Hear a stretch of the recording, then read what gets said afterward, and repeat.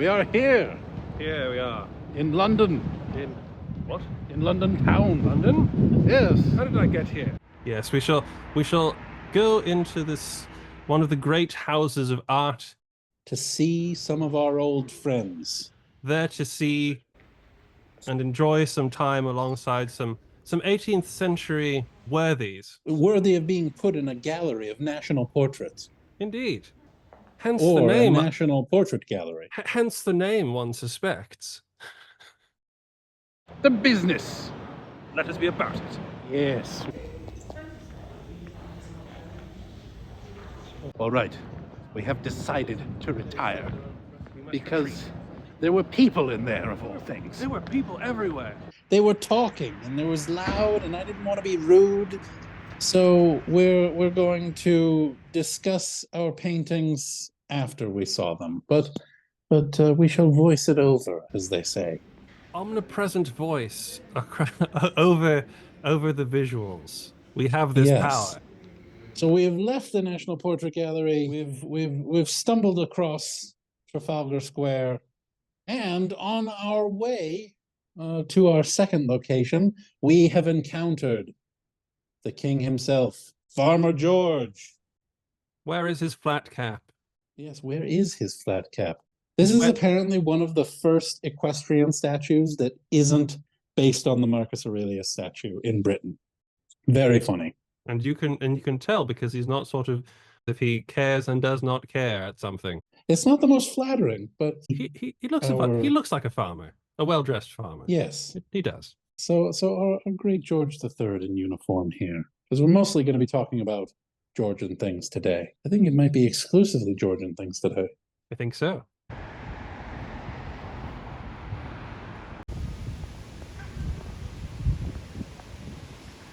So we will be explaining from here our favorite painting. So this one it's not necessarily my favorite painting because of the figure, because he is a figure of great controversy in the 18th century.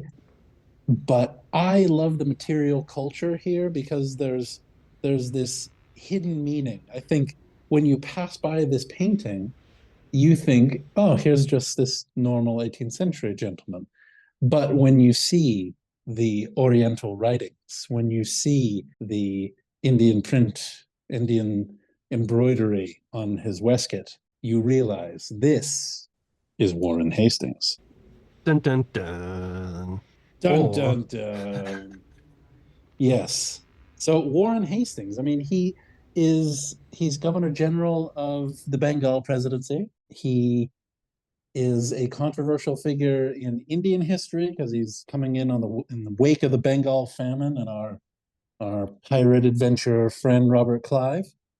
And yet he's also the one who codifies a lot of Hindu laws, and it's a drop in the ocean, but attempts to make some reforms. But he is also one of the establishers of the Raj and establishers of the empire. Yes, without Hastings, you don't really get the Company Raj as it becomes. The Company Bahadur, as they used to call it. He comes in after the pirate episode of the British just sort of coming in and getting what they can get, and he tries to actually make a going concern out of it. And he was an Orientalist as well, which is also a bit of a bad word nowadays. But back in the day, people like Warren Hastings cared about the history and the culture and trying to find out more about it. And that's what you see in this part of the painting here. You have the Oriental writings, because he spoke Bengali, Urdu, and he also spoke fluent court and literary Persian, the language of the court, the language of the Mughals. And he commissioned one of the first English translations of the Bhagavad Gita and a bit of the Mahabharata as a whole, which just shows you an incredible appreciation for India and a respect for India as this ancient civilization with a history of its own.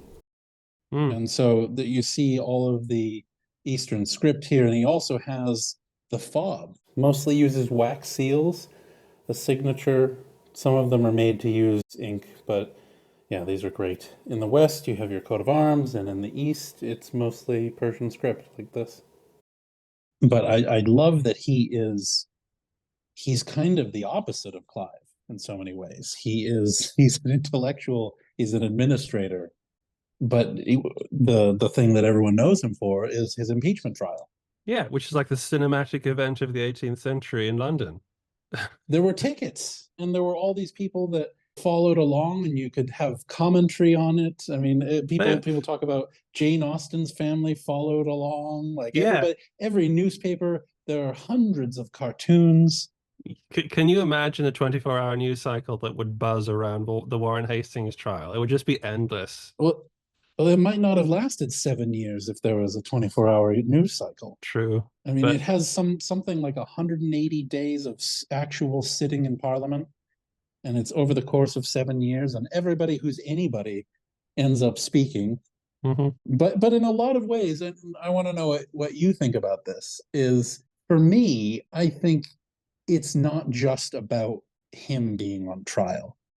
It's a trial about different visions of empire and roles of government. I mean, there's the Whig camp that feels it's absolutely atrocious and criminal mismanagement, and those that think the company, even though they had license to tax collect and everything, had no actual obligation to govern or do anything but cash their checks. This is a time when you still don't really have agreement on any basic duties of the state. And with all of that, our good Warren Hastings is somewhere in the middle. Yeah, I think there's a definite point in that because as well, the wording of like some of the language is less to do with him as his whether or not he has stained British honor. Like he has let British honor down in Asia to some extent. Some of the language swirls around that. And he himself very quickly just becomes the means by which people can start to try and get a grasp of what's going on in India. The initial impeachment, which is fairly partisan to be honest, because the charges were brought against him by an old enemy. I mean, it's Edmund Burke and Charles James Fox. Yeah. Amazing. People want to know what's going on in India. People haven't really known what's going on in India since the 1770s, when basically the East India Company was about to collapse on itself. So, and then there's the aura of Clive, who is like sort of like a British Cortez kind of figure who goes out there and he comes back ridiculously rich. And so people naturally assume that, well, something's got to have been going on because how else did we get all this territory?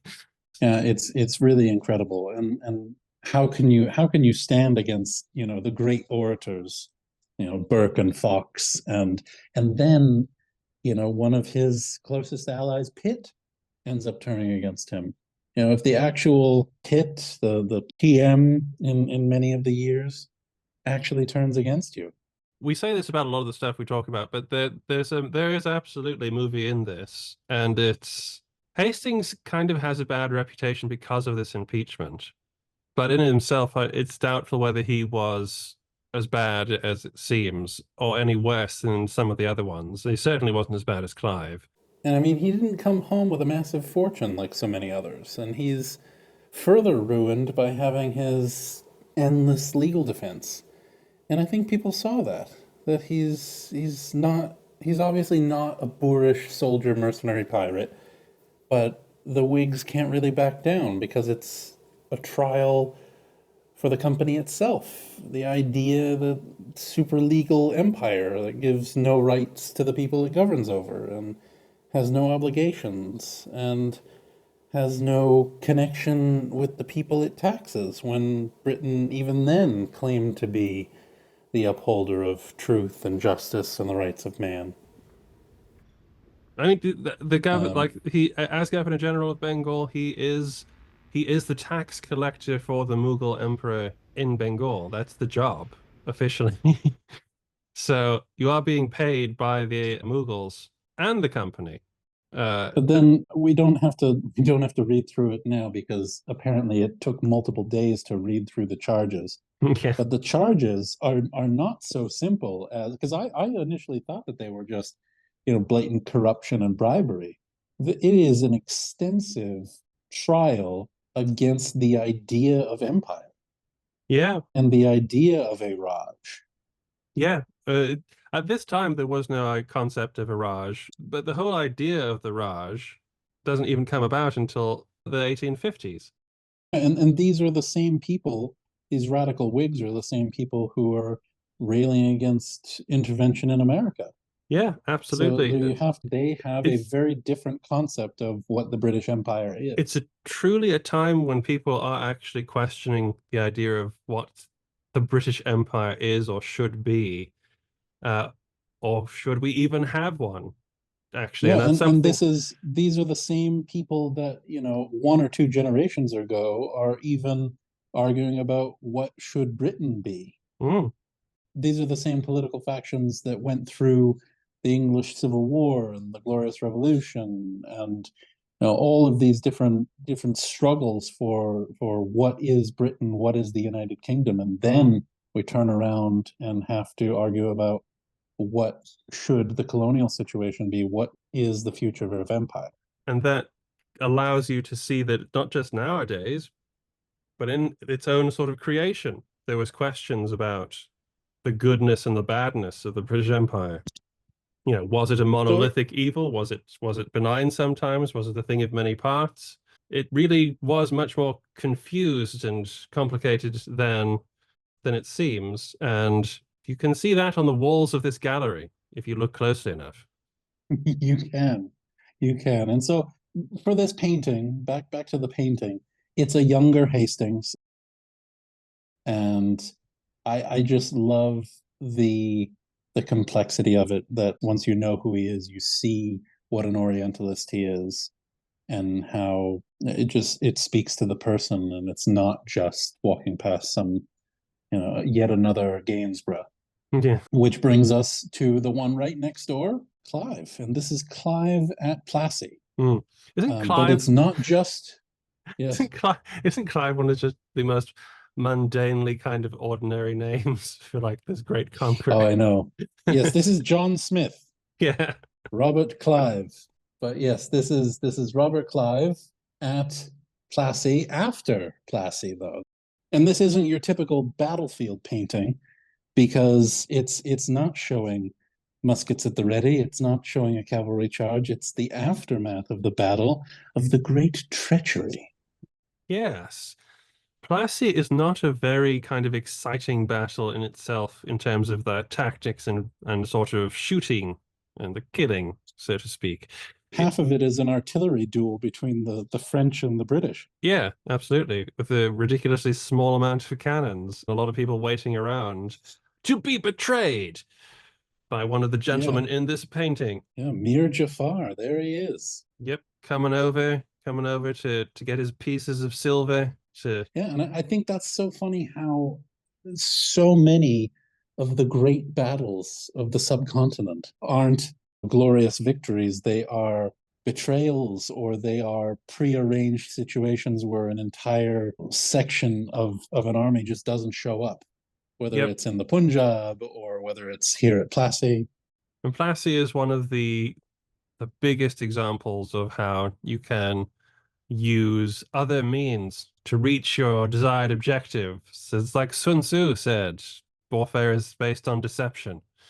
And this is what Yeah, happened. it would be incredible. It'd be like and I'll probably think of a great example in a European context immediately after we stop talking about this, but it would be like the Russians being paid to not show up at Austerlitz.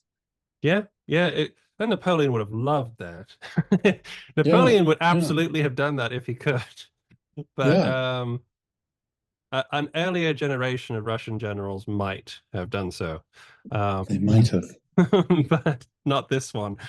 Yeah, this is the final act of Mir Jafar's treachery where he decides that he doesn't want to support the Nawab and wants to see him ground into the dust by his new friends, the British. No, and it's just such a great painting. It's so interesting because there's so much going on, Yeah. and there's the suspicious looking I elephant. I was going there exactly. I was like, he's doing this under the eye of the most suspicious looking elephant in art Yeah, history. and I first thought that I thought it was the mahout that was suspicious, but no, no, it is the elephant itself that Glaring is over. suspicious. Yeah, it's such an interesting battle. And while we're on this wall, there's somebody else who was at Plassey. This is Sir Eyre Coote. Yeah, Eyre Coote. Who knows how to say his name? This is Coote, General Coote, the Great Coote. Yes, Lieutenant General Sir Indeed. Eyre And Coote, KB. this is a very important distinction to make because the gentleman on the wall is a war hero, a very capable man, Clive's right hand. He's the guy you need in an emergency, and they get him back in the 1780s to fight Hyder Ali. He was just a major here at Plassey, and then he ends up being one of the most famous generals in his own right. And he looks like he's a stern. He looks like he's made of stern stuff. Does Coote, Yes, despite the funny name, but he is not to be but confused with the infamous Coote. that's a different Coote. Yes, his nephew is the other Eyre Coote, and he's the one who's a very successful general, was at the Battle of Alexandria, and then is discharged and stripped of his rank and honors for conduct unbecoming an officer and a gentleman. But that's an episode for a different day. Indeed, this This is is Coote Coote Bahadur, Bahadur. and Bahadur, Coote the Brave. Mm-hmm. I love all the different honorifics from the Yeah. Raj era. Yep. If you have distinguished yourself in the killing, then you are likely to be given the name Bahadur. We can't talk about him today because he's not really 18th century, but James Skinner, who shares this wall, is also Skinner Bahadur. In fact, it's Iskiner Bahadur, and they nicknamed him Sikander because of that. Alexander the Brave, the Great, which was another appellation you could give to anybody in India if they were a good soldier, because everybody knew Alexander the Great was a great soldier, so they called you Sikander. So the last one on this wall, right above Eyre Coote, is another Governor General of India, but this is a painting from 1783. This is General Cornwallis. General Cornwallis. Yes, and he's a figure with a stellar reputation here in Britain, not necessarily in America. And I say General Cornwallis because this is right after he gets back from Yorktown. This is before he's made a Knight of the Garter or Governor General of India, but he continues our India theme. He does. No worse the wear for losing an army at Yorktown. I mean, he was brought in for damage control, Yeah, he was a tactical guy. He was an aggressive guy. He scared a lot of Americans, did Cornwallis. He knew his business. And he was about it. And he was about it. And then he left. Yes. And funnily enough, he came to the defense of Warren Hastings. He had in the 1780s served as Governor General of India, and then by the early 1790s, when he was finished on his return, he testified about how well received he was in India, and that he didn't think that there was anything worthy of impeachment. Yeah, that makes a lot of sense, to be honest, because Cornwallis, again, was sent out to India for damage control to some extent, because Warren Hastings, as we've said, did not perhaps deserve the slander that he got for looting, but he did enact certain policies of expansionism that got the British into some troubled waters with the other Indian powers, and Cornwallis was sent over to kind of right the ship a little bit. So he was a very Hastings-like figure. He was just a little bit more robust and tweaked a few things that perhaps didn't need tweaked. He very famously had to go and fight the Tiger of Mysore. Another famous painting you can see in the National Army Museum is the surrender of Tipu's sons to Lord Cornwallis. Yes, and then you can see the actual Tiger of Mysore in the V&A. Yes. Tipu's tiger. with its eating of the Englishmen. Yes, indeed. We're very tasty. So, speaking of tasty Englishmen, We happened to be on King Charles Street, and because it happened to be the quietest place around, we chose here to do our little talk. But it happens to be on Clive Steps. And turn the camera here. Well, a great pirate. In the tradition. This is Clive himself. Mm. This was the back of the Foreign Office was the India office, and this was built in the 1860s. But the Clive statue was placed here, and it has these great plaques along the sides to show the different some of the different vignettes from his time. And this one is the Grant of Bengal, Shah Alam handing Clive the right for the company to collect taxes in Bengal, the Treaty of Allahabad, the beginnings of the Company Raj. And then on this side we have the mango tope. Mm-hmm. He's contemplating in the mango tope, and because a lot of the battle is directed from inside the grove. And then the last one is the Siege of Eyre Coote. I don't know much about that one.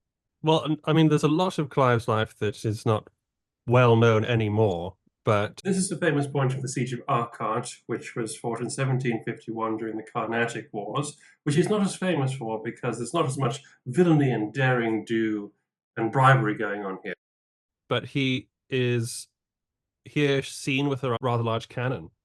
And Yes, this is and you know, historians love a cannon. I mean, there's the there's Napoleon pointing the gun at Toulon. There's Washington setting off the first gun at Yorktown. Yep, this one's not quite so formal as like letting off the first cannon in a siege, which is a very 18th century thing to do for the general to once the trenches are open to let off the first round. Here, this is the result of Clive losing his heavy artillery at the siege of Eyre Coote, which I think either blew up because it got too hot or fouled over for incessant firing, which was a big problem in India actually in sieges. And so casting around himself, he laid his hands upon a gigantic Mughal gun, which apparently belonged to Aurangzeb, one of the former emperors of the Mughal Empire. And they took this gun and they put it on top of a tower and they pointed it at the palace of Eyre Coote. And Clive fired the first round, which sent a ball straight through the palace wall and sent the message that he wished to send. His piratey message. Yes, in the tradition of Drake. Yes, in the tradition of Drake, he sent a shot across their proverbial bow. No, but it's obvious why it's here. This is outside the India office. He's the first guy to really kick things off when the Mughals are not in a pretty bad way. This is the monument He's just not the best administrator. No, he's criminally bad. Definitely not really interested in governing. He went out there for specific reasons and running stuff running countries when they start to lose their means to eat was not one of them. Yeah, and then he cashed in those specific reasons. Yep. His family remained in India circles for a while though. I think his son was out there when the Welsleys were there. But deeply troubled guy. Yes. It's a subject of great debate, but an interesting figure to study. Very important. Bit horrifying, bit interesting. Well, that wraps up the first wall. We really do yap on, don't we? I'm sure everyone has opinions on these gentlemen, these scholars, these pirates. Next episode, we're going to do something a bit more revolting, a bit more revolutionary, a bit more American. So join us next time for part 2.